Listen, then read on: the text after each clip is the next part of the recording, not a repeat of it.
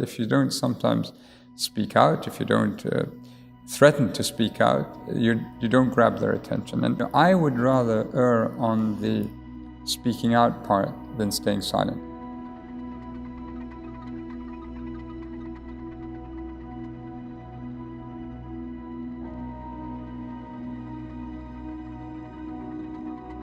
I met with 4 young girls.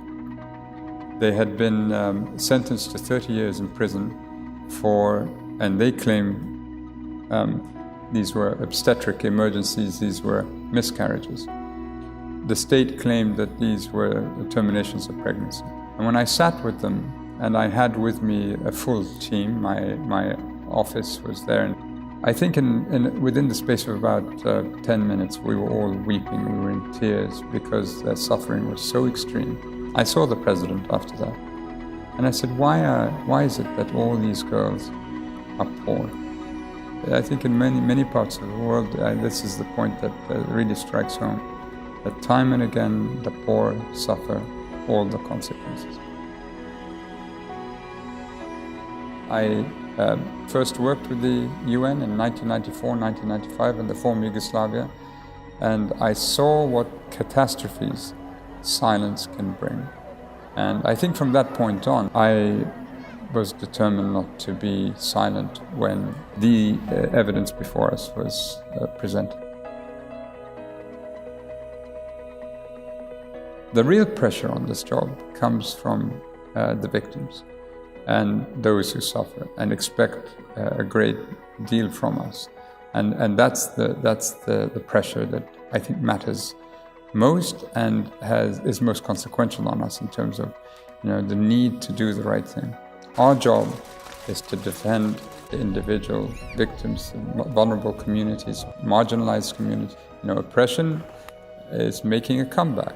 Repression is fashionable again.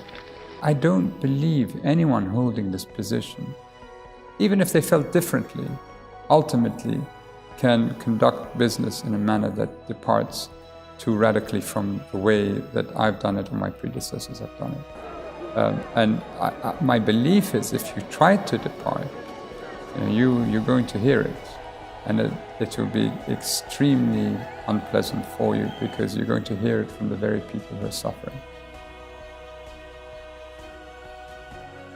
The people who matter to me are the civil society, victims groups, human rights defenders. And if they said Zeid has done a good job, I'll be very content with that. If they said Zeid could have done better, I'll have to learn to live with it and accept it. It's very difficult to tolerate abuse of the UN when I keep thinking of the heroic things that people do in the field. And whether they be humanitarian actors or humanitarian personnel, my human rights people, the people who are monitoring, observing, and I take my hat off to them. I mean, they are the UN that I will cherish and remember.